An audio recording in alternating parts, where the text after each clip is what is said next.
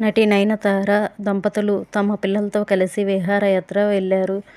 సంబంధించిన ఫోటోలను ఎప్పటికప్పుడు సోషల్ మీడియా వేదికగా అభిమానులతో పంచుకుంటున్నారు. ఈ క్రమంలో తాజాగా ఓ పోస్ట్ పెడుతూ విఘ్నేశ్వర్ భావోద్వేగానికి లోనయ్యారు.